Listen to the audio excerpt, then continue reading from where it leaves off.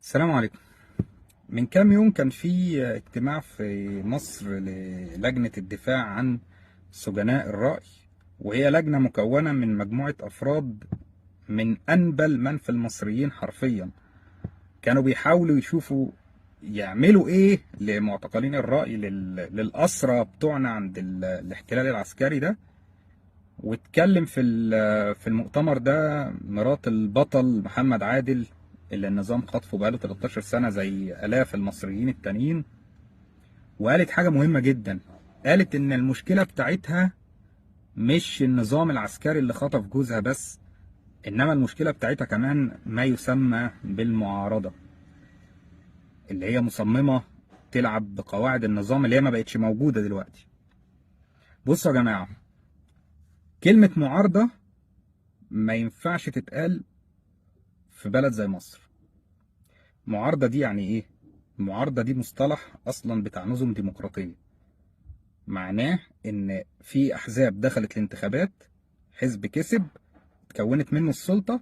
الاحزاب التانية اللي خسرت الانتخابات، اللي هي بتمثل اقلية في السلطة او اقلية في البرلمان، هي دي بقى اللي بقت معارضة.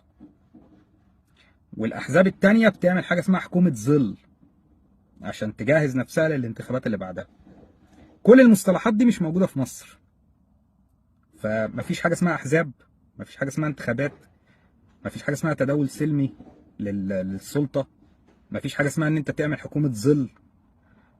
وبالتالي لما نقول على الابطال دول ان هم معارضه، احنا كده بنظلمهم. معارضه ده يعني شغال في بلد نظامها السياسي مستقر وفيها آلية لتداول السلطه وفيها انتخابات في ميعادها، فدي ناس كيوت خالص. انما اللي احنا عندنا اللي ضد الاحتلال العسكري اللي عندنا ده، دول بقى ممكن تقول عليهم ايه؟ يعني ثوريين، متمردين، مقاومه. انما معارضه لا، ده مصطلح ما ينفعش اصلا يتقال في مصر. مشكله بقى المجموعه دي ايه؟ وهم والله من انبل من في المصريين، ان هم مش قادرين يواكبوا التغييرات اللي حصلت في الحكم العسكري على مدار العشرة او 12 سنه اللي فاتوا. لسه عايشين على ذكرى او على نفس النمط بتاع النسخ المختلفه من الحكم العسكري اللي هي قبل السيسي، اللي هي تقدروا تقولوا عليها نسخة ال 14% عقل. يعني نظام، نظام حكم عسكري شبه احتلال بالوكالة، ولكن في 14% عقل. دلوقتي احنا في عنبر الخطرين. فلو انا هلوم على المجموعة اللي هي جوه مصر دي، اللي لسه بتقول على نفسها معارضة وهم صادقين فعلا ومخلصين، لو انا هلوم عليهم ان هم مش قادرين يواجهوا الحقيقة الجديدة. الحقيقة الجديدة ايه؟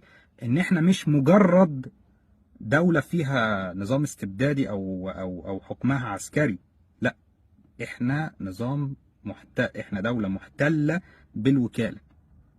كل اللي حصل على مدار العشر سنين اللي فاتوا، لو انت ما استنتجتش منه ان احنا محتلين بالوكالة، يبقى حضرتك عندك مشكلة. وبالتالي مشكلتهم مش مع الامن اللي هو على غرار ال 14% عقل النسخ اللي قبل كده، ان انت الاجهزه الامنيه لا في طبعا لا دستور ولا قانون، فايه ممكن يكون في 14% عقل عند رئيس الجمهوريه يعني.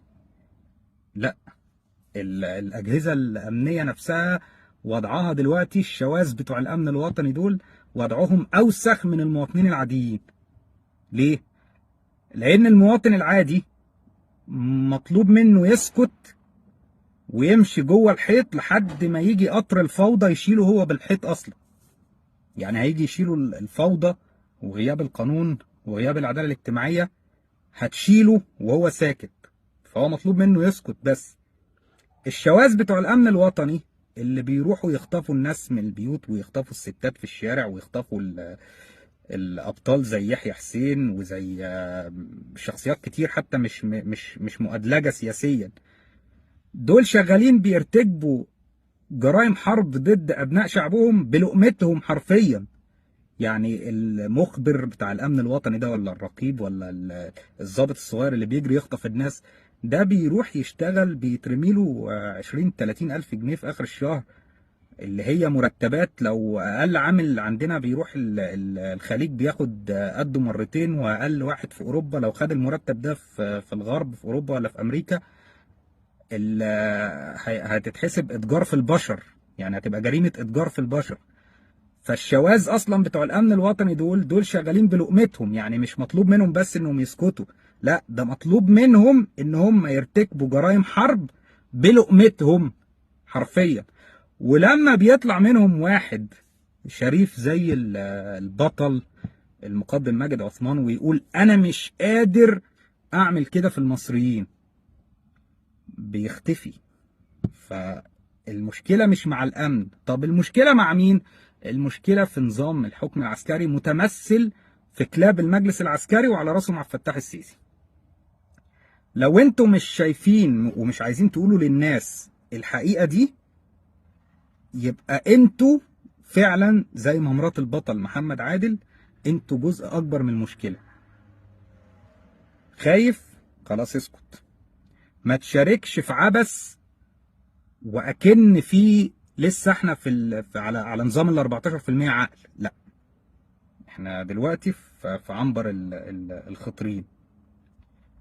واللي بيحصل في المصريين الفترة دي اللي هو كسر روح المقاومة، كسر شوكة المصريين، مش مجرد بس نظام استبدادي. النظام الاستبدادي احنا شفناه في ايران، شفنا الجماعة بتوع اليسار في ايران والجماعة اللي ضد حكم الملالي وولاية الفقيه بينزلوا الشارع واقفين ضد الاستعمار، ضد الغزو الامريكي وضد الهجوم الامريكي، وبيعترفوا في وقت الحرب ان هم ضد نظام الملالي.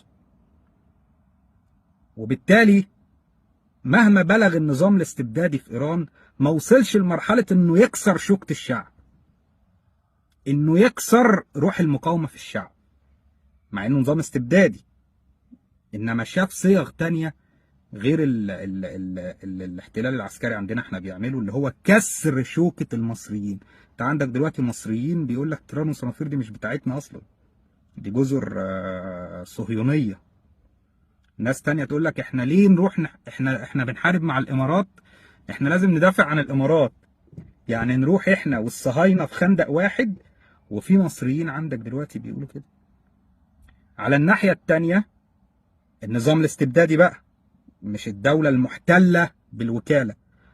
الناس في ايران على الارض بتقول لك لا احنا مش عايزين الحرب تقف اصلا.